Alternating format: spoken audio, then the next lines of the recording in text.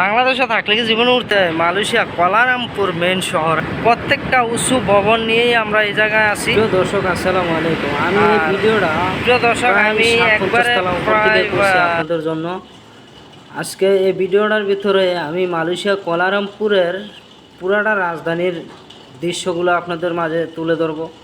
আপনারা আমার ভিডিওটা দেখলেই বুঝতে পারবেন যে মালয়েশিয়াটা কতটা সুন্দর।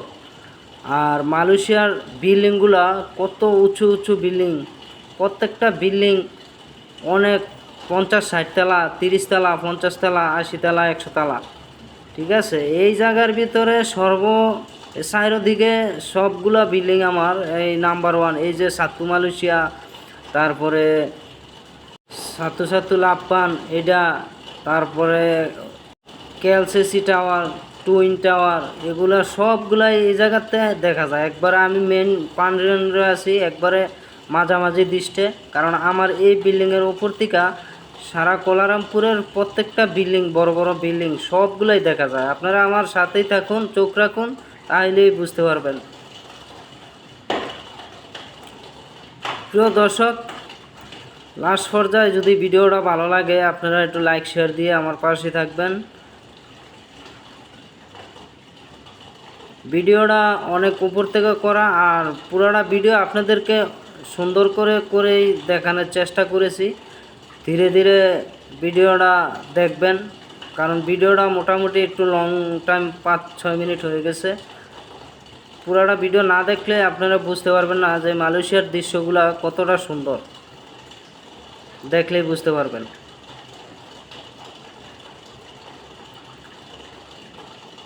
মালয়েশিয়া এখন নাম্বার 1 এই বিল্ডিংটা আছে, সবচেয়ে উঁচু তালা এই বিল্ডিং।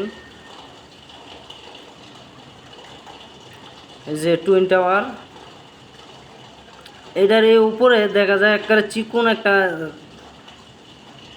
এই যে কেএলসিসি টাওয়ার, এই দুইটা টাওয়ার একসাথে। তবে যতগুলা বিল্ডিং আছে এই বিল্ডিংটাই আমার তো সবচেয়ে বেশি সুন্দর লাগে। কিলোমিটার দূরে বা 100 কিলোমিটার দূরে এই জায়গায় আইয়া পৌঁছারে না, যে জায়গায় আসে ওই জায়গাতে ঘুরে ঘুরে আবার দেশে চলে যেতে হয়, কিচ্ছু করার নাই। আমরা এরকম একটা জায়গায় কাজ করি, প্রত্যেকটা টাওয়ার নিয়ে আমরা একসাথে, একবারে টাওয়ারের সাথে সবগুলা মালয়েশিয়ার সবচেয়ে উঁচু উঁচু নাম করা বিল্ডিংগুলোর সাথে আমরা কাজ করি।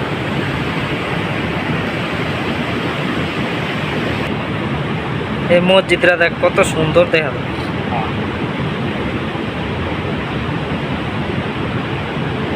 ওই দেখো মসজিদটা,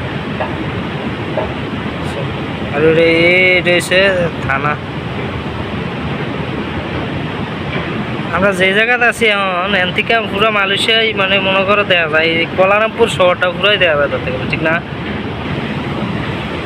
এক একটা বিল্ডিং দেখো,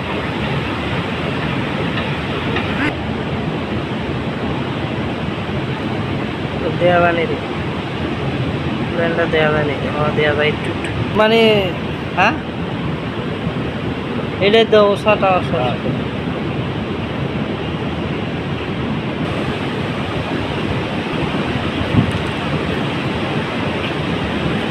এক একটা রাস্তা, ট্রেন রাস্তাগুলো কত সুন্দর করে করছে দেখছেন।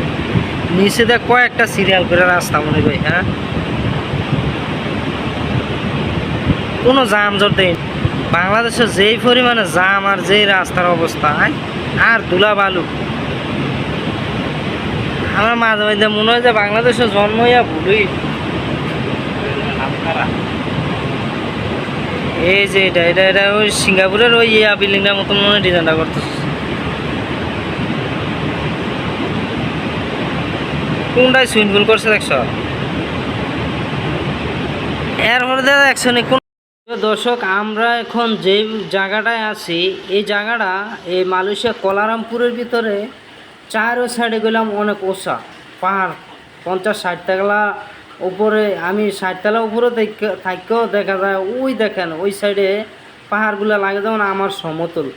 আসলে এই জায়গাটা অনেক নিচু। আমি যে জায়গাটাতে এখন অবস্থান করছি এই জায়গাটা অনেক নিচে, সবগুলা বিল্ডিংয়ে এই নিচা জায়গার ভিতরেই হয়েছে। দূর দূরান্ত থেকে দেখলে দেখা যায় যেমন বিল্ডিংগুলো একবারে পাহাড়ের সমতুল্য এরকম মনে হয়। দাঁড়ে আসলে বোঝা যায় যে অনেক উঁচু উঁচু বিল্ডিং। আসলে দূরের থেকে দেখা যায় না, এই বিল্ডিংগুলো নিচে দেখা যায়, পাহাড়ের নিচে দেখা যায়। যারা মালয়েশিয়া কোয়ালালামপুরে আইছিলেন তারাই বুঝতে পারবেন, আর যারা থাকেন মালয়েশিয়াতে তারাও বুঝতে পারবেন অবশ্যই যে এই কোয়ালালামপুরের এই জায়গাটা, কেয়াল জায়গাটা আসলেই ডাবা, অনেকটাই ডাবা। ডাবা বলতে পাহাড়ের ভিতরে ধরতে গেলে পাহাড়ের নিচে, আর ওই চারো সাইডে দেখেন পাহাড় কত উঁচা উঁচা। আছি।